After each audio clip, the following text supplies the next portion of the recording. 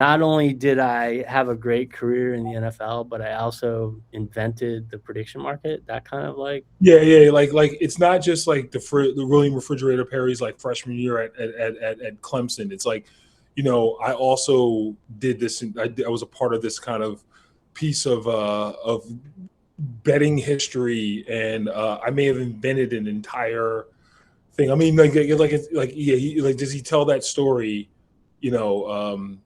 while he's out, you know, I, whatever he's doing, if fridging. if you were him, you would. I mean, except also, I think the bookie, right, Art Manteris, uh, he kind of has a role in this too, because I think back then, and I remember because I was placing Super Bowl bets at that in that era. Yeah. Um, the only thing you could bet or get a line on was either the final score with points and the over under. There wasn't this whole sheet of prop bets like you get now.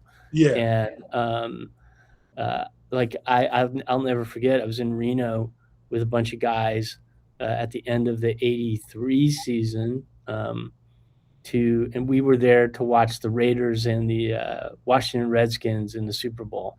And Yes. all of us were there to hammer the Raiders, who were like 5-point dogs. Oh, and And it's a blowout.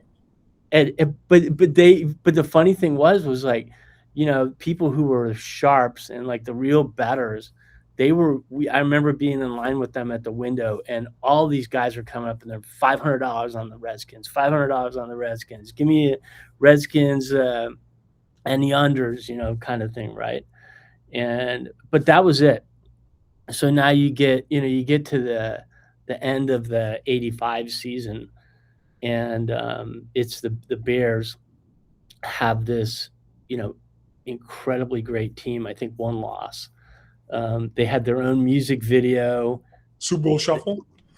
a Super Bowl show, yeah, and they got to the Super Bowl, and it was, I think, a sure thing that they were going to win, I and mean, you remember they didn't let up a point in the playoffs. I think they were both shutouts, right? Did they shut out the Rams?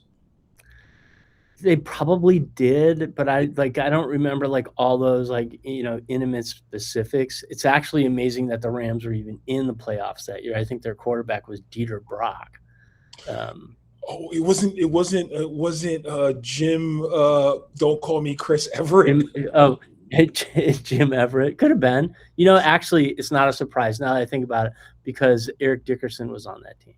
Yes, yeah, high Yeah, knees and the goggles, yeah, yeah. So right. like, I don't know, like, does he sit around like if you're fridge and you say to yourself, "Hey, I'm Refrigerator Perry. Yes, I played on the '85 Bears, but yeah, Mike Ditka had this whole deal, kind of a thumbing his nose at Bill Walsh for doing it the year before, what I think Guy McIntyre, which is putting him in the backfield except for he hands him the ball."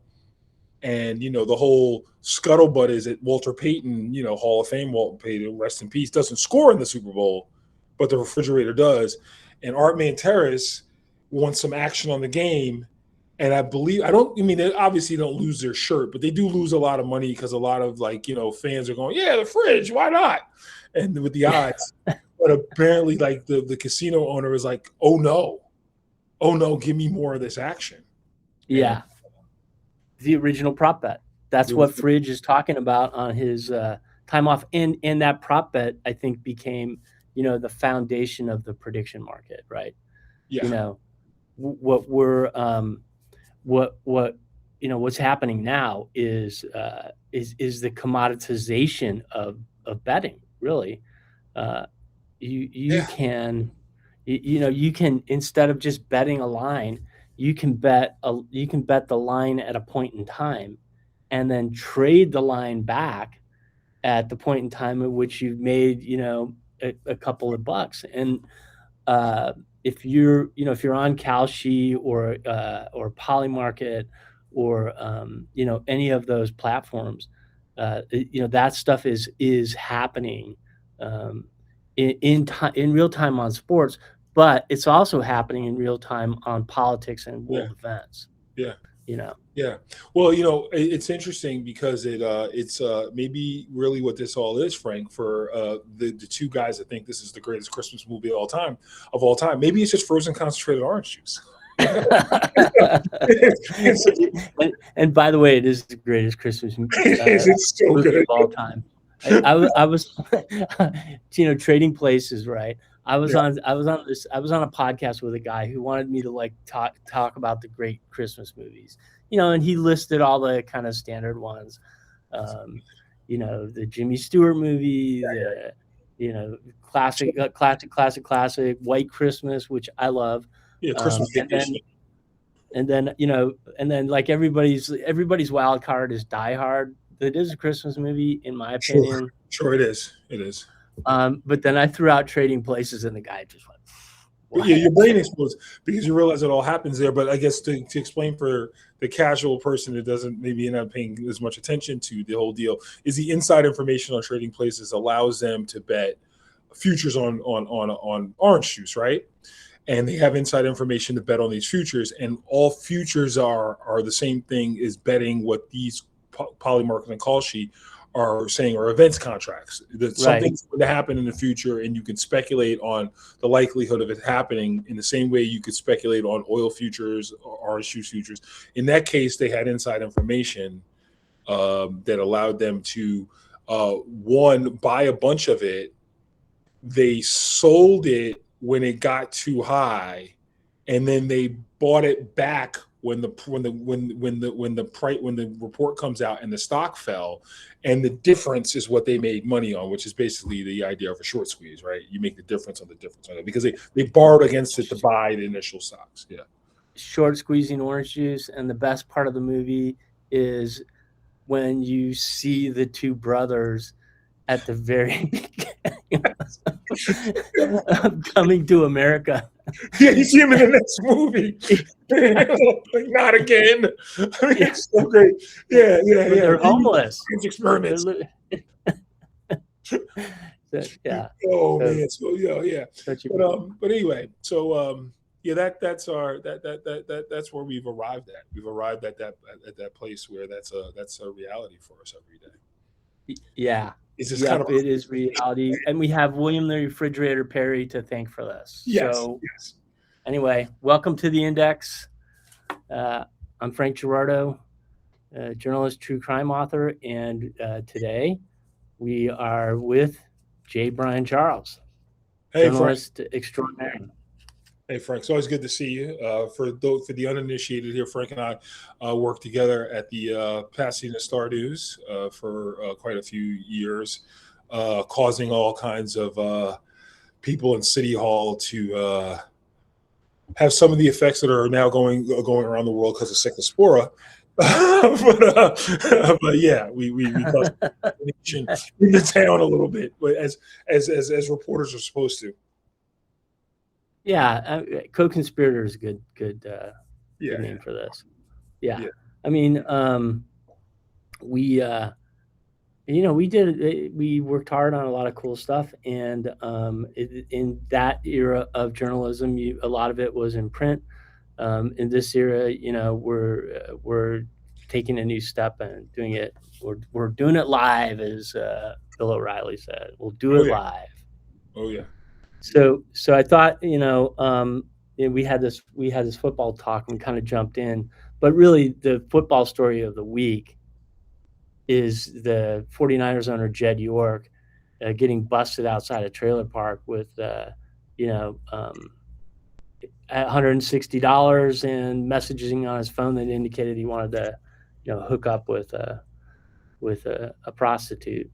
And this I think is sort of like the underlying thing about the NFL is there's always this like layer of criminality, I think, that's associated with it. Maybe it's all pro sports, but how would you characterize that? Yeah. You get not to get too historical here or hysterical, but you get this league that starts in a car dealership in Akron, Ohio, to promote cars, and you also get a league in which at least two of its founders have ties into the gambling world, right? The Maras and the Rooneys.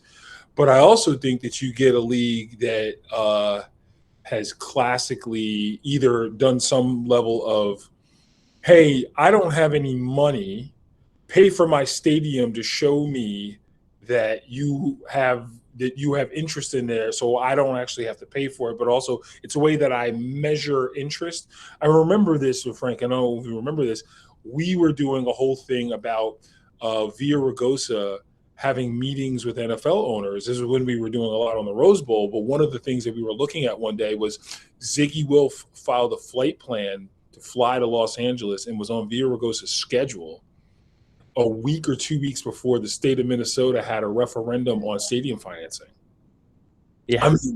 I mean, I won't say that that's called leverage, Brian. That's called leverage. Criminal. I'll be clear. I'm not saying it's criminal, but it is the type of thing that these owners do. And also, the idea of owners out with, dealing in the sex trade, the most successful owner of all time, arguably Robert Kraft, got caught doing the same thing. So there's always this kind of level of which which these very wealthy people kind of engage in that. And remember something about the NFL, whether you want to say this is criminal or not, they have antitrust exemption. Right. They have antitrust exemption, and they basically operate. And I always tell people will say, well, the NFL acts like capitalism, but it's socialism. I said, no, there's a word for that. It's called a cartel. It's a cartel. They sell all their goods and services collectively.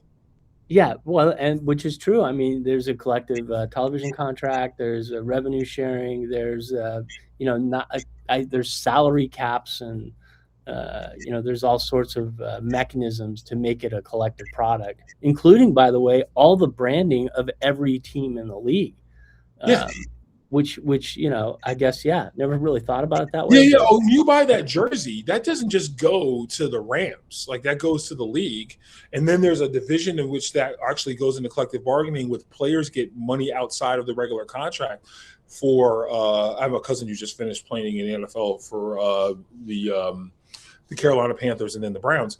You get a little bit of money now, even if it's not your jersey. You get a small amount that goes to the general NFL licensing, but the owners get the lion's share of that money that goes from the licensing agreement, and that is collectively shared on a certain level. But obviously, certain brands like the Cowboys, Jerry Jones makes a little more money because his brand sells a little more. Well, I mean, his product is makes up a bigger proportion of that. Yes. So, yeah. But in any event, here we have this owner, right? So we're talking about billions of dollars, but this is a petty crime. I mean, this is $160 at a trailer. What was that James Carville line? Wave $100 through a trailer park, and you never know what you're going to find. Oh yeah. But, I mean, he's showing up at a trailer park with $160 in his pocket, and and the thing is, he'll probably be. Kraft, had a similar thing happen, but the charges went away.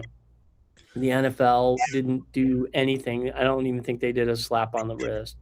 And the only real, I think, damage that he suffered was probably reputational. But in this case, we have, the owner, Jed York, shows up at the trailer park with money, with a telephone that has a transcript of all his text messages with the members of this task force who are, attempting to eradicate prostitution in Eastern Ohio and Western Pennsylvania.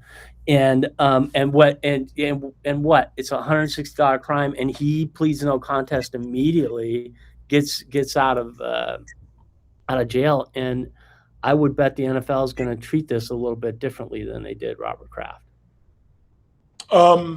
Yeah, I mean, I think the thing is that there's a couple things that are important here.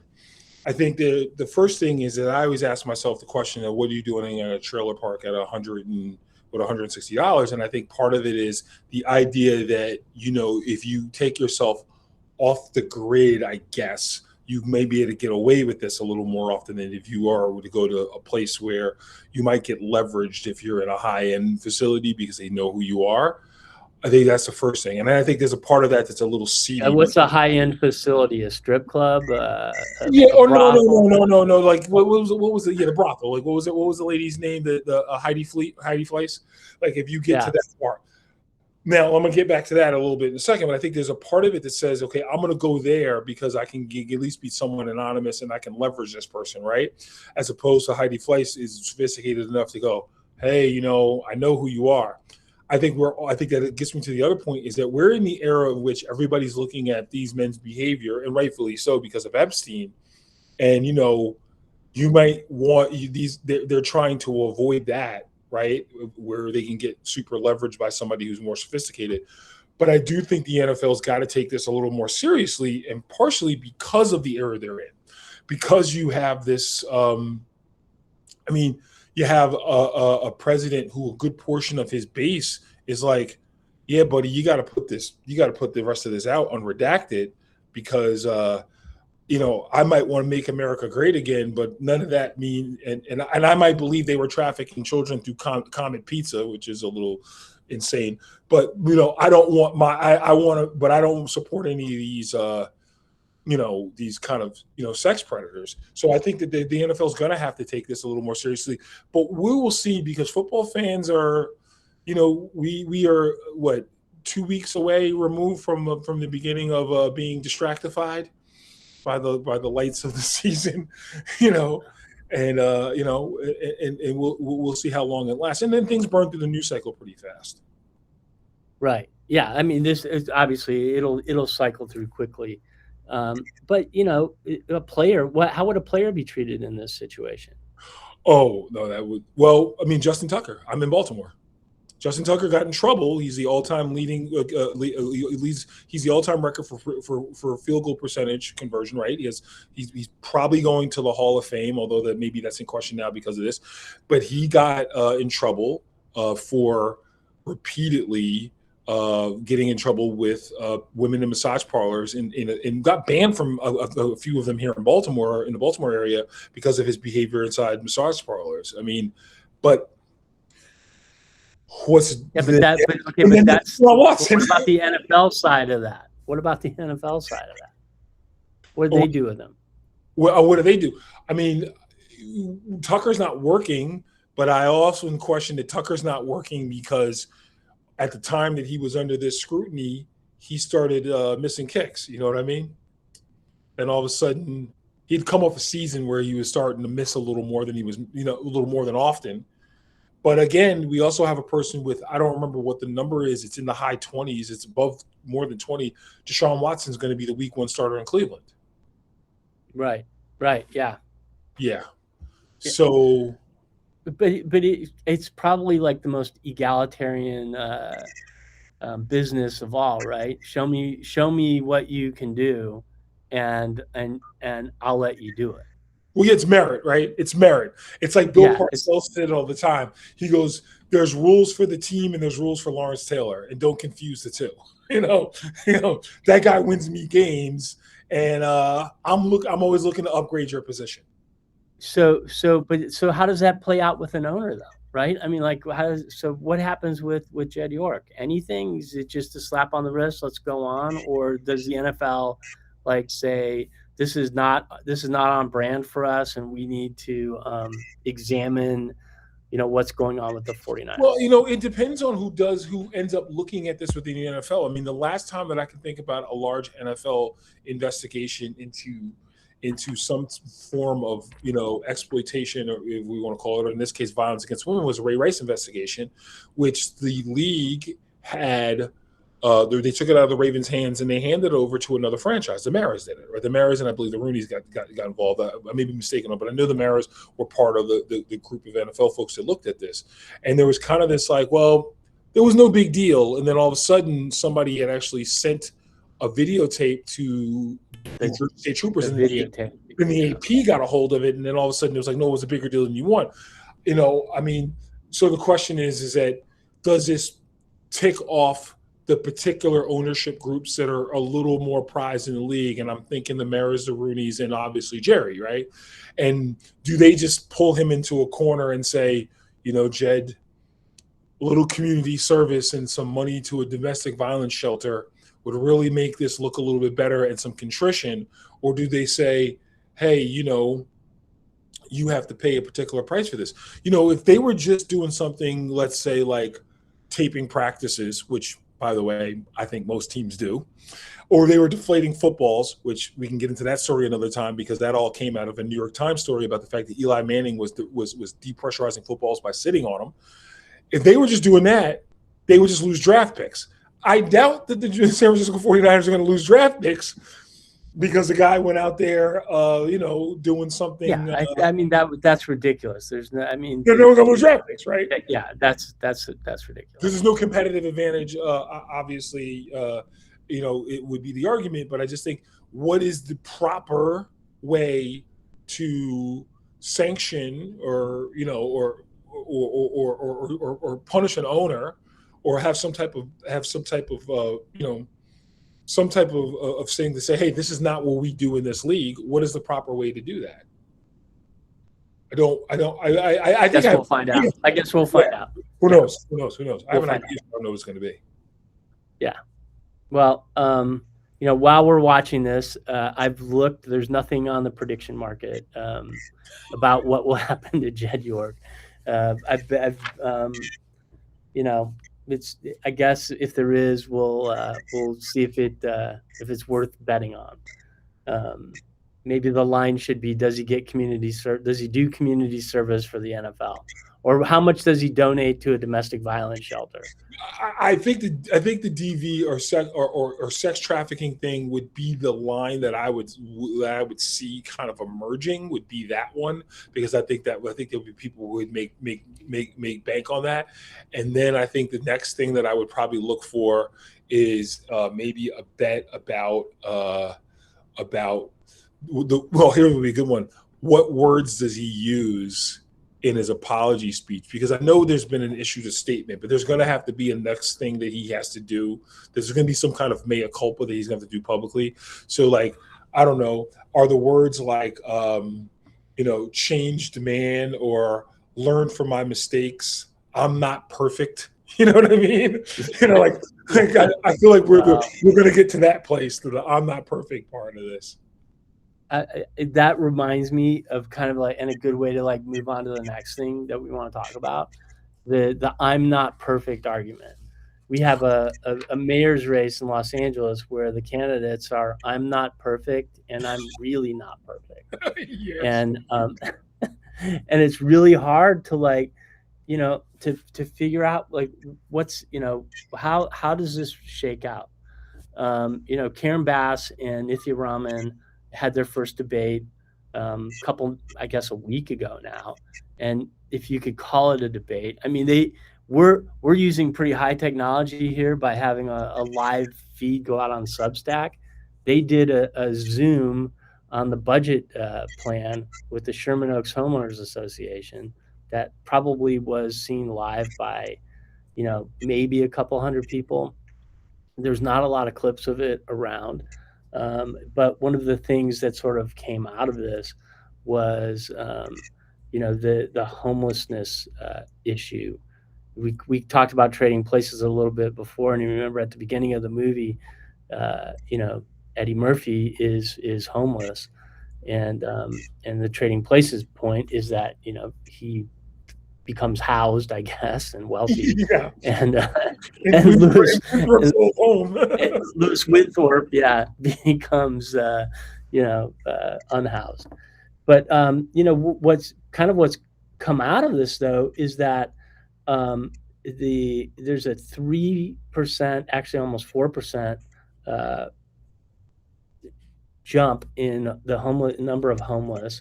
There's a 7% jump in the number of people who they call unsheltered in the city. And we find out that Karen Bass, who appointed herself to the LA Homeless Services Authority, has not shown up for any meetings. What the hell? Well, at least she's shown, I shouldn't say that, that's hyperbole. She's shown up for 27 out of 40. A little more than half. Yeah. 25 out of 47. Yeah. 25 out of 47. Well, I mean, here's the thing. Like, it's one of those things to me where, um, so I'll just make a quick comparison. I live in Baltimore. Our mayor ran on almost a single platform: violence, violence, violence. He has now pivoted a little bit more to housing and mean because we have vacant houses all over the city, and he's doing some stuff on education. It looks like he's teetering into that. But he has this like one issue that you have to fix. If I could think about the one thing, having been a former, I lived in Pasadena, I actually lived in the city of Los Angeles for a year. I lived in Van Nuys, having been a former Angelino, like that's the issue. That's the issue. And there are some, you know, literal like tactical disadvantages that Los Angeles has. Like if you're going to be a young person who might be in a precarious scenario, you're probably, if you have a bus ticket and it's either New York or Los Angeles, you're going to pick, 65 degrees in January versus 15. So it does attract quite a bit of that. However, that going into the game, right? Like that, it's like you get earthquakes, you prepare for earthquakes. You have this problem, you have to kind of prepare for it. And I think the idea, to some degree, of like at some point you have to ask the question, like, do you take this seriously? Because this is your biggest issue. This is the issue that gets you more flack consistently than anything else. The only thing that comes close is maybe fire management. Yeah, well, fire management, wasn't top of mind until it was. Yes. But homelessness. Listen, it, it, it it's stunningly terrible to drive through certain parts of LA, and it's mildly terrible to drive in other parts. And I'll give you an example. Yesterday, I was in Los Feliz driving down Vermont, and Vermont in Los Feliz. Los Feliz is a nice community. There's big homes there. This is where, by the way, Nithya Raman lives in Los Feliz, and or it's in her district. And there's a guy walking around with no pants on. I mean, just and it was hot. It was 105 yesterday, but there's a level at which this stuff, the whatever the man's crisis was, if it was drugs or mental illness or some other extreme situation where there's a level where he shouldn't be walking around without pants. And that's one guy on one street in a nice part of LA. And I'll tell you, and anybody who lives here can tell you, that if you go a little bit farther south, if you go into downtown LA and you're at like Figueroa and 18th, or even on Skid Row, the level of this is out of control and bad too. The county, here's how bad it is. The county just issued a warning about these medieval diseases that you can get, like typhoid, and like what the hell? Why are we getting typhoid? Well, because there's all these people living on the street with vermin and trash and all this stuff piling up, and then these flea-borne diseases that had been eradicated in the last century are coming back with a vengeance and wreaking havoc. And this is because this city is not dealing with the homeless crisis. And when you have a mayor who appoints herself to a commission and then doesn't go to 25 or 47 meetings, I think superficially, at least, or prima facie, it's a problem. Well, so it's interesting. Before we get accused of saying that these people don't have a right to live where they want to live, I also want to say that it is really, really, really inhumane to have these folks on the street not getting what they need to get as far as services. And I say that from a couple of reasons. One, about the flea-borne illness thing. That's also a function of climate change, right? It is. Like, we've seen this all over, especially in the eastern United States, where I'm at, with these additions, with all these new ticks, like 1,200-pound, like a moose being basically having this blood sucked out of it, having 100,000 ticks on it, and that's climate change. Well, climate change also means that the humans that now live in Los Angeles, sound what contradicts what I said a second ago, people go there because the weather is a little more hospitable, but it's also hot. and also can get hot to where we may be putting people in danger. And if we don't address that issue, or we don't even look like we're having enough attention paid on that issue, we're saying to a bunch of people that, well, part of the whole deal of living in Los Angeles is there's going to be a guy walking down the street with no pants on that's clearly having some type of crisis. And I'm like, well, I'm not really sure that that's part of the deal, right? Like, I don't know. And I also think that what it also does is Wait, wait, wait. What do you mean that's not part of the deal? So it's well, I part of mean, the it's deal part of that the he's not having a crisis, or you think it's he not just? part of the deal that that I have to accept the idea of living in that city means Oh that I yeah, have to for deal sure. with that. But I also think that once you make that argument, then he doesn't become a person. He becomes like a zoo exhibit, right? Like, oh, part of the kids that say, "Oh, it's gritty." Well, yeah, it's cool, but like your gritty entertainment, it's a freaking person who Yeah. probably also needs some help. Well, that's the point, Brian. I mean Yeah, that's the point. That's the thing, and that's just one isolated guy on one street in one neighborhood of a a city that has 6 million people, and and according to the point in time count, 45,000 of whom are what will, for lack of a better word, we'll say homeless. yeah, Um, 45,000. You know what the size of there's a here, let's name some suburbs of Los Angeles. Temple City, yeah, 35,000 people. yeah, Baldwin Park, 35,000 people. Bell, I don't know. Let's just say Bell's 20,000 people. Cudahy, what is Cudahy? We've been there before. yeah, 20K maybe. yeah. This I think this Bell and Cudahy put it together. Every person there would be homeless. okay. Yeah, This is a significant, not minor number, and like when I'm gonna, because I want to circle back, because I really want you to like talk about, should the mayor go to these meetings? yeah. I mean, the mayor has to go to these meetings. I mean, again, I think the point is that, or I would say, is that this is your top issue. This is the thing that, like, and I'm not saying you don't have other issues. I don't want to pretend you don't. But like, what's the old saying? Make sure the main thing is the main thing. Keep the main thing the main thing. Like this is the main thing that you have. When the only thing, and let's just acknowledge. I mean, Karen Bass is a Democrat, and she answers to whatever the Democratic Party wants. So one of the main knocks that people have in the opposition party is that look at these Democratic cities and how poorly they're run, and their big thing on Los Angeles and San Francisco is look at all the homeless people.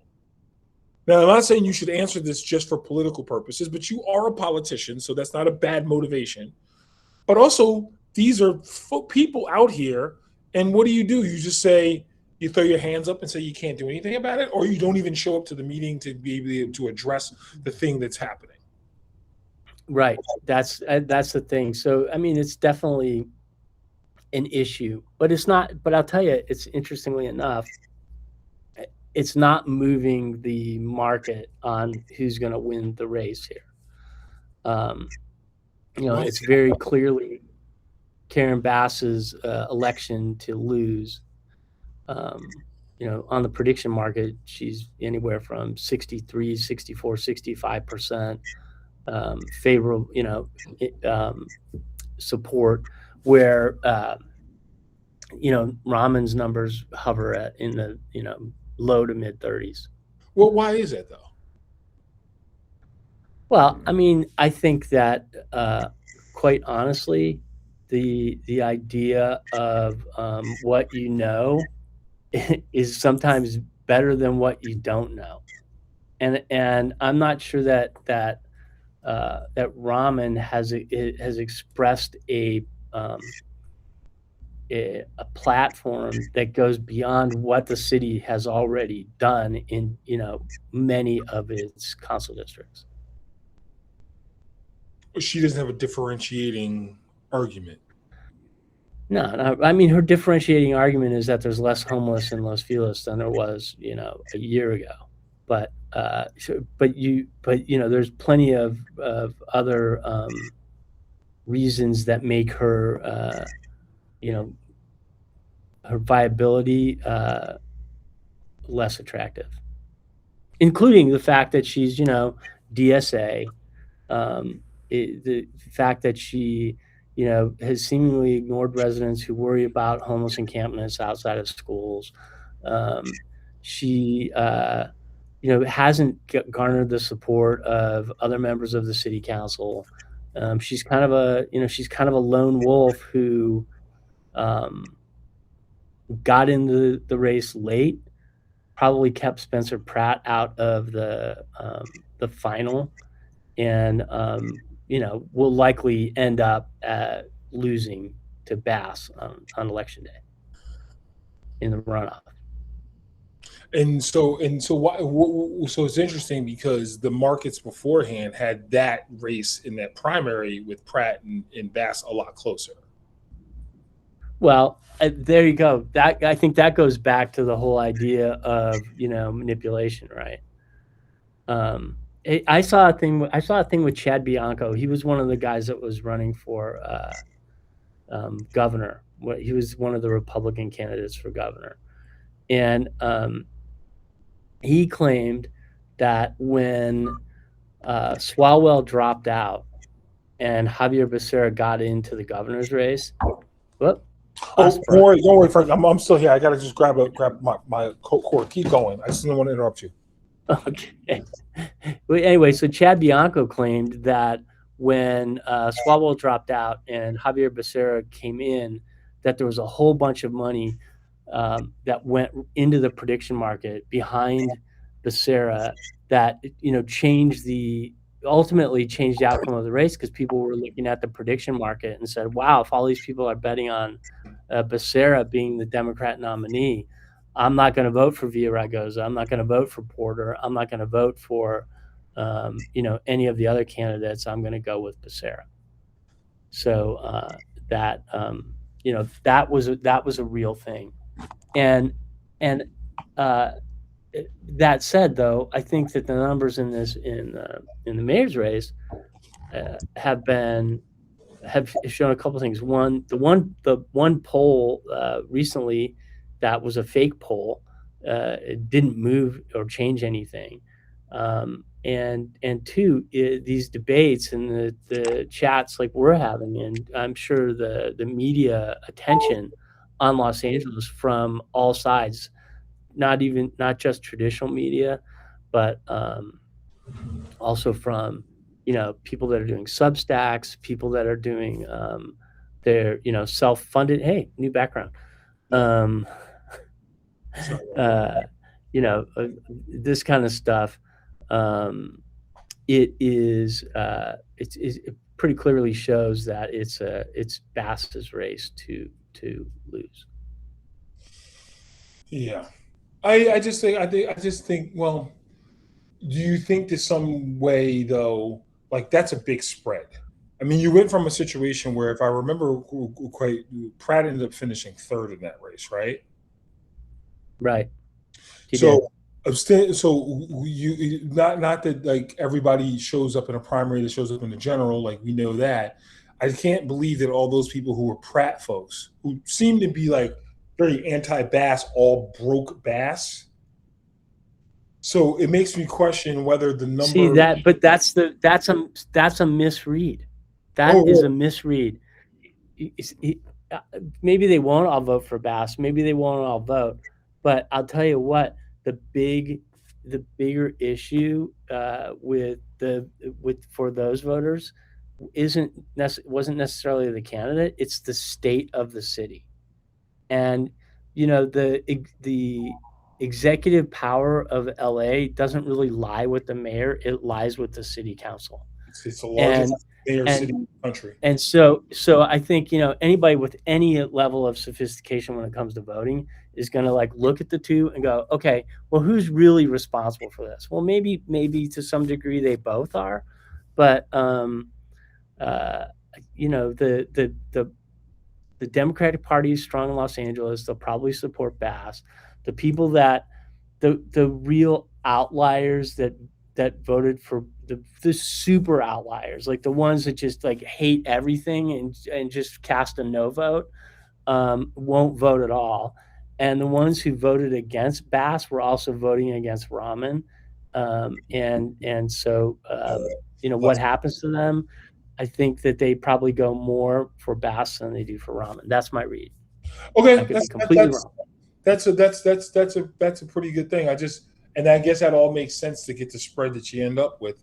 I just was really it was just really it looked really strange to me, that number, considering where they were. But then again, that gets us to another point there, which is the polling data that showed Pratt where he was seemed to not be as accurate in the result.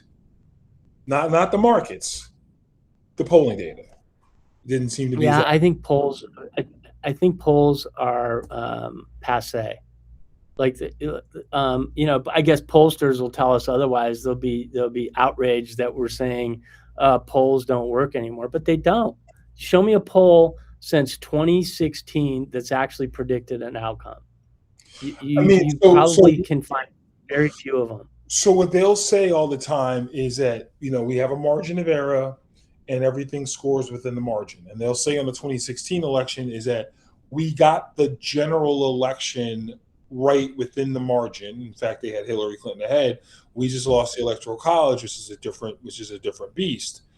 But the thing about that is, well, what's the value of a popular general election a poll when that's not how the person gets elected in the first place, which is it's still in set of situations. That's a media problem too. But yeah, Okay, wait. We got everything right within the margin.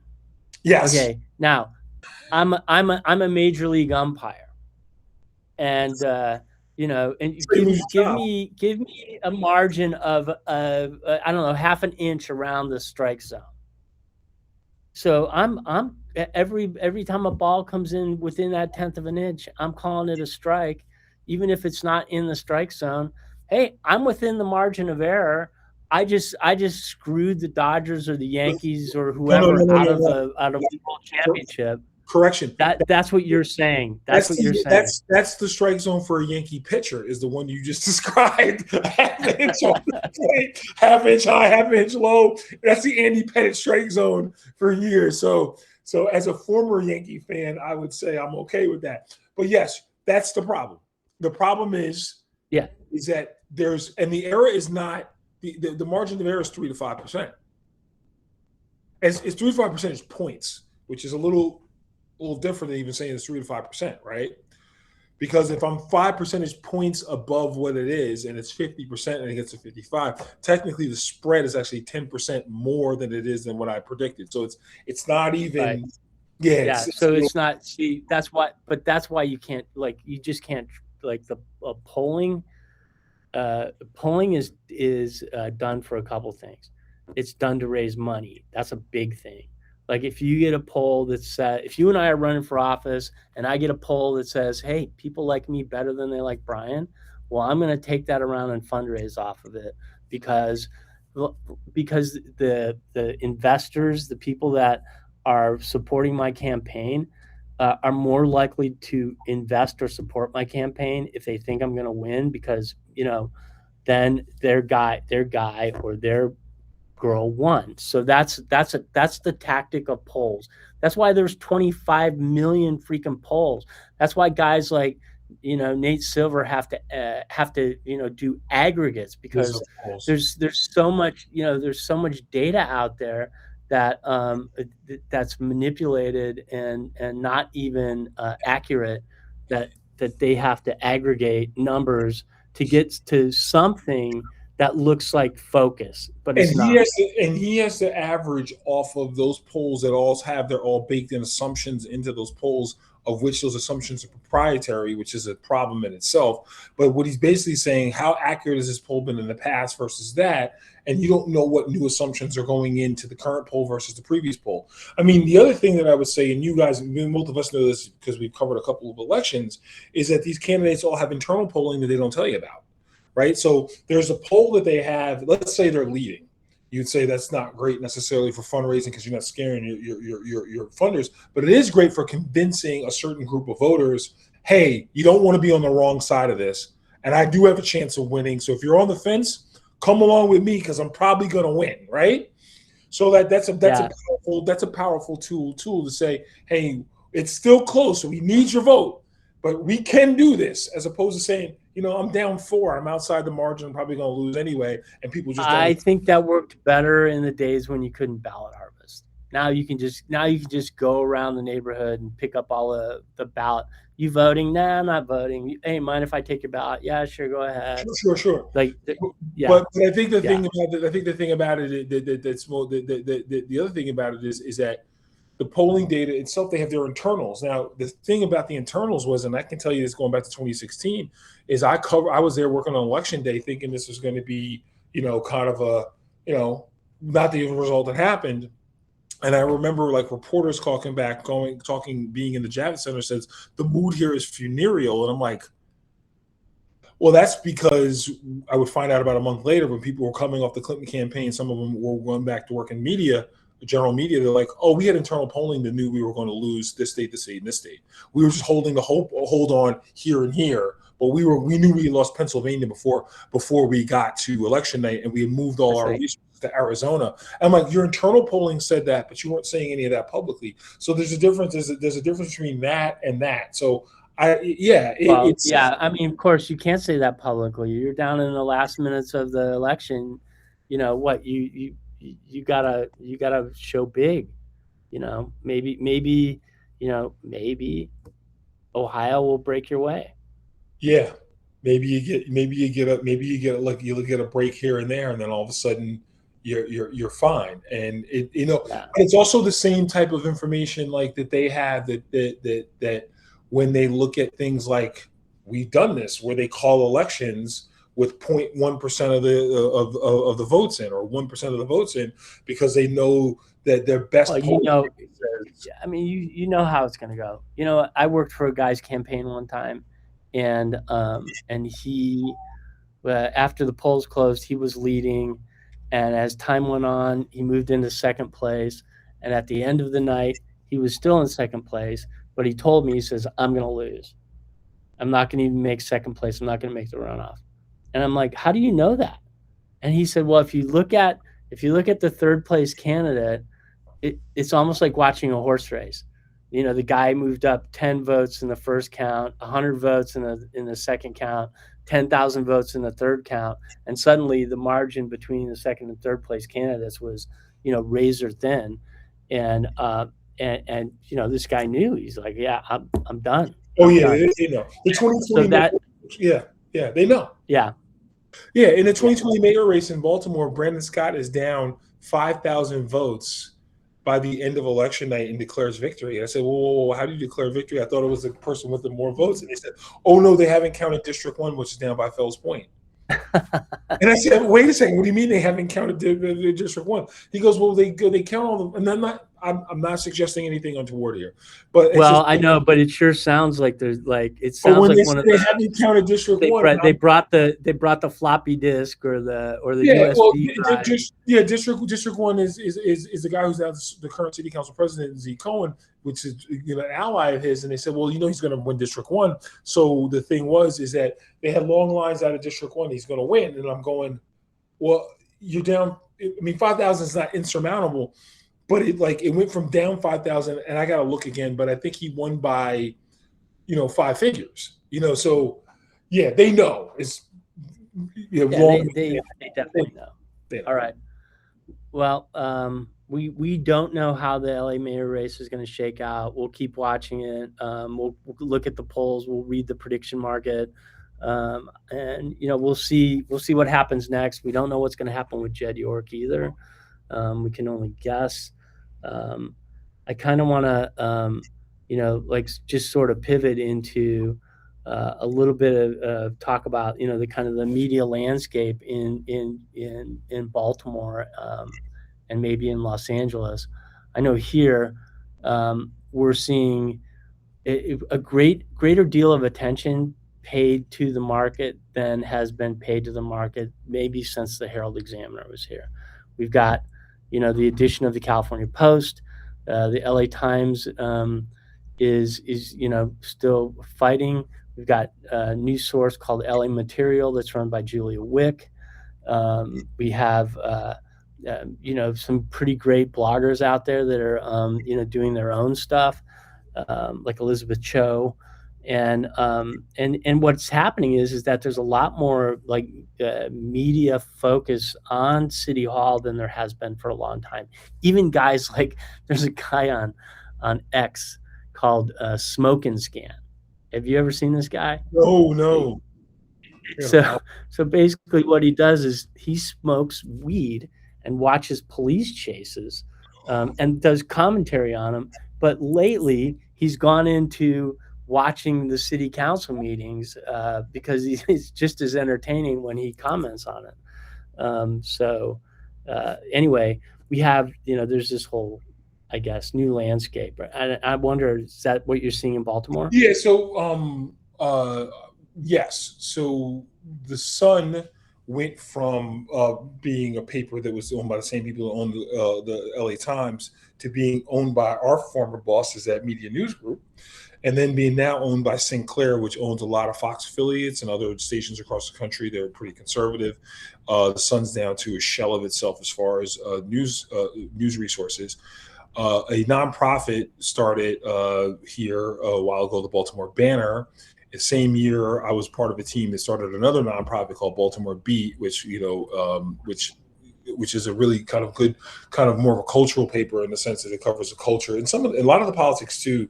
In the tradition of alt weeklies, we don't have our traditional alt weekly. Baltimore City paper is gone, but Balt Beat's kind of the replacement for that.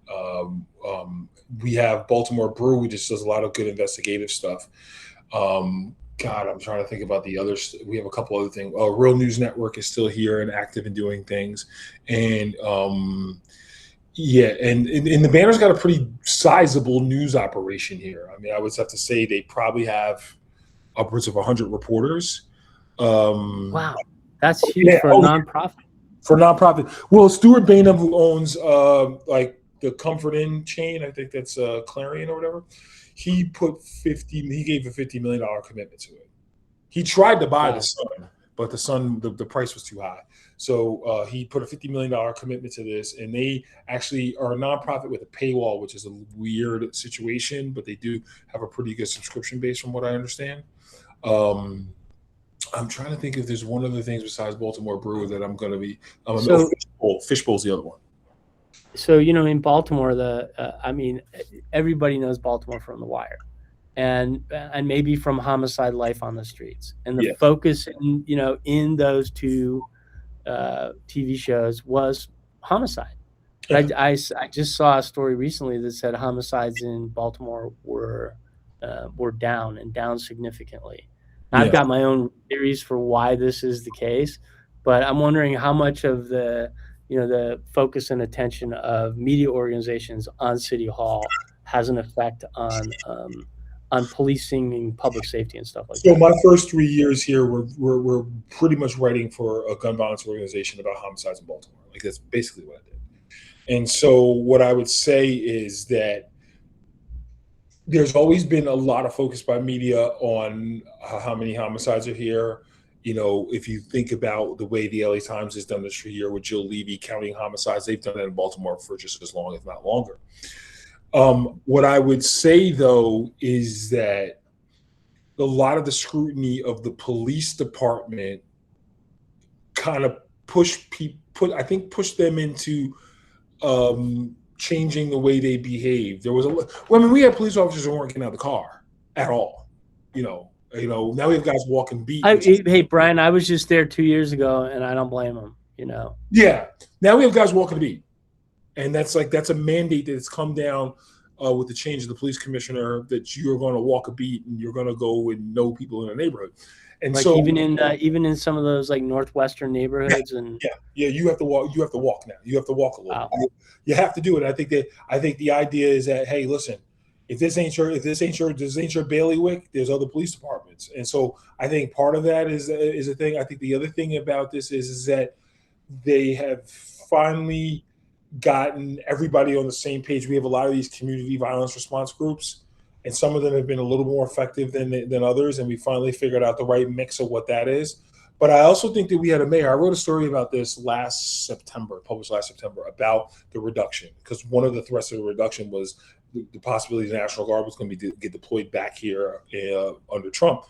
And one of the things that really was is that you had a mayor who, when we have things like after action reports for violence, or we have like a gun violence reduction strategy meeting, you have a mayor who actually, I'm not saying he shows up to all of them because that would not be true, but he does show up to quite a bit of them, and he's there. And the people who do gun violence reduction, are right there in his office, and is like one of his most trusted aides. So is that, I mean, that's having an effect then on I think that he says that this is the issue.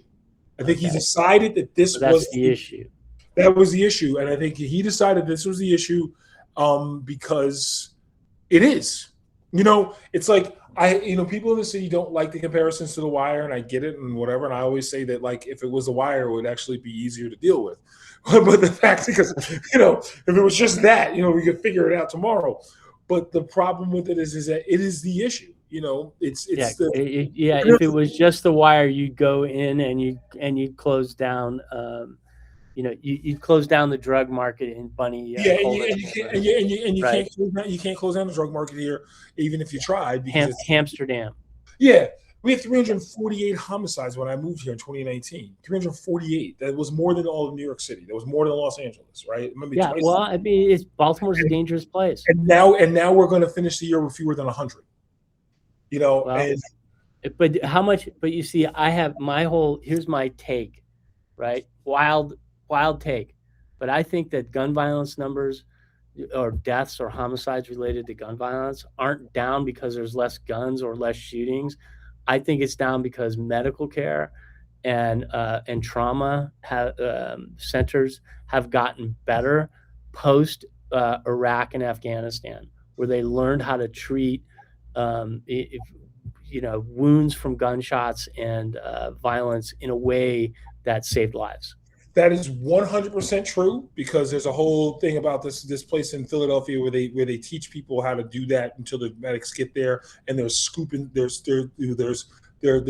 save, which is like a whole thing that people talk about. That is 100% true. Our non-fatals are down too, though.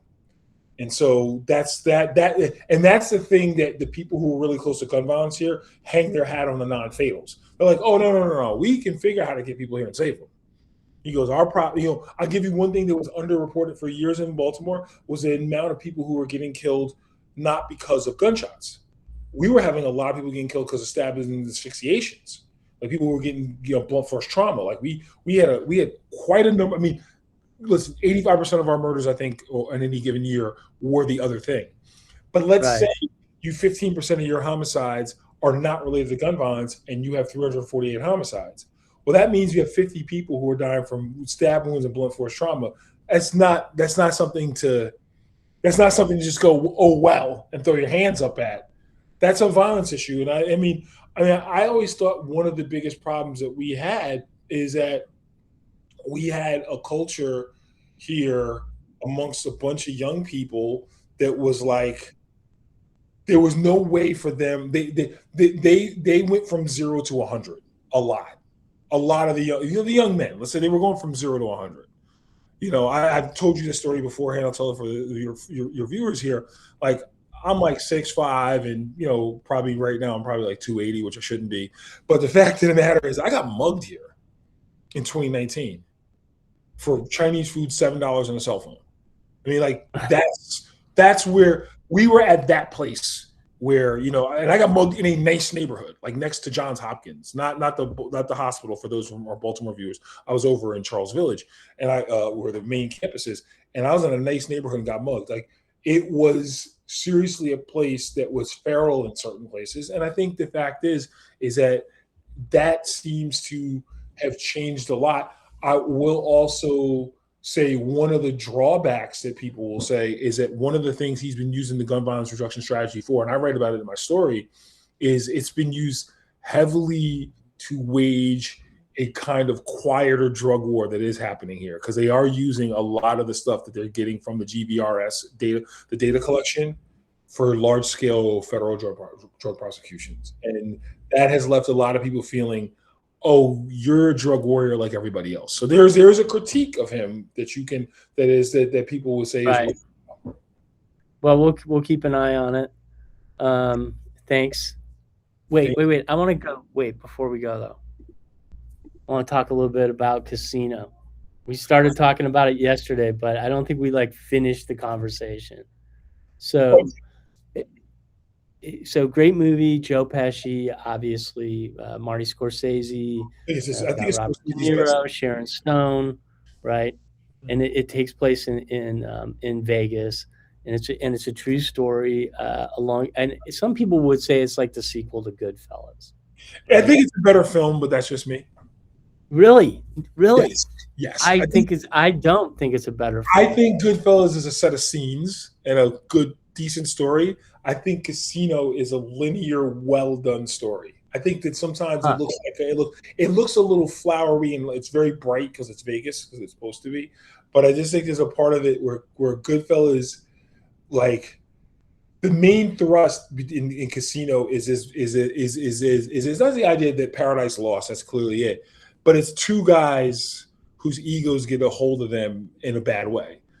The problem with Goodfellas is that Henry is always like the fly on the wall, observing the whole thing and the action's happening around him a little bit, and he happens to be kind of the person swept up in the action. It's a good story, but I also think we don't get to the Yeah, main well, I thrust. mean, how else is Henry Hill going to tell that story? I mean, is he going to say he beat the guy with the shovel in the trunk? You Yeah, know, yeah, uh, yeah, it, yeah. but the thing about Goodfellas, I think, is that it kind of it. I think it just captures a whole era of mobsters and New York and kind of the New York lifestyle up until the JFK heist that could never ever be duplicated. Yeah. You know the just and all the acting is so great. De Niro's great. Pesci's bad guy is is so bad, but Uh, his ending is so satisfying, whereas in Casino, you kind of just see it happen. Like like he's just an asshole, right? Like in Casino, you want him to be gone.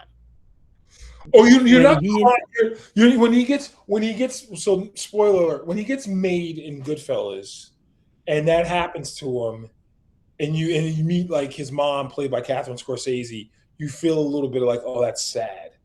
When he gets to the cornfield in Casino, you're just like, he had it coming. He had it yeah, coming, right? Like he right. had it coming, you know. Like you knew he had it coming. The only person you feel bad for in Casino is Andy Stone, right? When they go shoot Andy outside the truck stop in Naperville. Yeah, like what, like that's, yeah, pretty Yeah, when they random. shoot him, But they shoot him. anyway, these are two great Scorsese films. Highly recommend. What was your thing that we didn't get to the other day yesterday with Casino? What did we not nail? Well, I don't think we really talked about the how great a depiction it was of Las Vegas. Oh yeah. And like all like the Stardust Casino is like such an iconic thing. And the sad part to me is how much Las Vegas of that era doesn't even exist. And Like, remember something about Stardust. It's the first guy to put a sports book inside the casino. So it is the innovator in that way. I mean, all this comes back to gambling because really what ends up getting Henry Hill busted in Goodfellas is not necessarily the dope part, it's the Boston College betting scandal. He was yeah, he was gambling with these guys. He was using he needed to clean his dope money, so he started gambling with these guys, the Perla brothers in Pittsburgh, and they were buying off basketball players and then putting their money back through there to clean up bets that they had through Vegas to clean that money up based on rigged basketball games for Boston College. And when they finally got to him, it was really just that. And so, and then the funny yeah. But thing, what's cool though, and this we kind of talked about this in the football context, is that Lefty is such a good handicapper that when all is said and done, he even though he's been blown up, he's still back, in the game. yeah, yeah. And our guy that we started our story with, we're William Refrigerator Perry, whose action helps Art Manteris create the prop bet. Art also from Pittsburgh, and ends up going to work in the second sports book in Vegas after the Stardust. So we start, when we start on gambling, we end on gambling. All right. Well, listen. Thanks, and we're Brian. not telling. And we're not. Hey, listen. I'm not telling people to or not to gamble. We're just saying this is markets are markets. Oh no, this is not a. This is. We're treating this as scientific journalists approaching the microscopic angle of markets. This thing, of the markets. But anyway, hey, listen, man. Thanks. Great stuff, man. And for all of you that hung in there watching this live, appreciate it. We'll have it posted up on our website and YouTube later on. We'll see you in a week. I did. This is the Index. Bye-bye.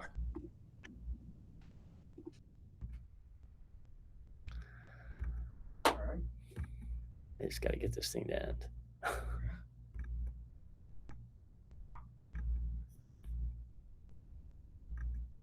Thanks, man. No problem.